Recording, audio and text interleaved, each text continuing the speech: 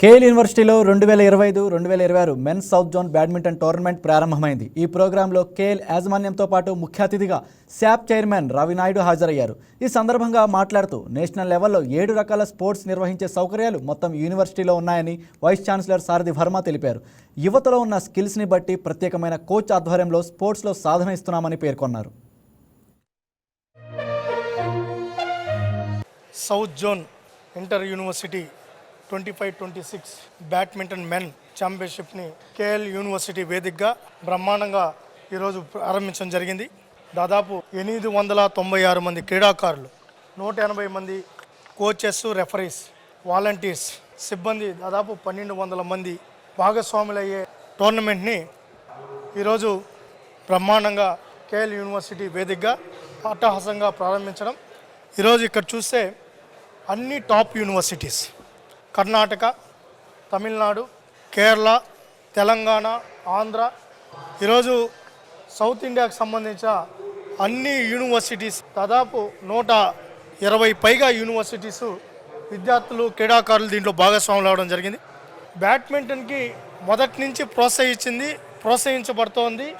కూటమి ప్రభుత్వంలో తెలుగుదేశం పార్టీ అధికారంలో ఉన్నప్పుడే జరిగింది. ఆ రోజు ఉమ్మడి ఆంధ్రప్రదేశ్లో కూడా ఆ రోజు బ్యాడ్మింటన్ని బ్రహ్మాండంగా ప్రోత్సహించాలి, వరల్డ్ అనేది బెస్ట్గా రాణించాలని, మన పిల్లలు రాణించాలనే ఉద్దేశంతో పుల్లెల గోపీచంద్ గారికి ఆ రోజు గచ్చిబౌలిలో స్థలం ఇచ్చి అకాడమీని పెట్టాలని దానికి నిధులు కేటాయించి ప్రోత్సహించడం ద్వారా ఈరోజు సింధు లాంటి అనేక మంది ఇంటర్నేషనల్ ప్లేయర్స్ తయారయ్యి ఈరోజు దేశానికి ఖ్యాతి తీసుకొని రావడం జరిగింది.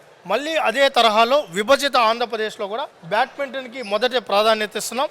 దాంట్లో భాగంగానే పివి సింధు గారికి విశాఖపట్నంలో స్థలం ఇచ్చి అకాడమీని పెట్టేదానికి సహకరిస్తున్నాం.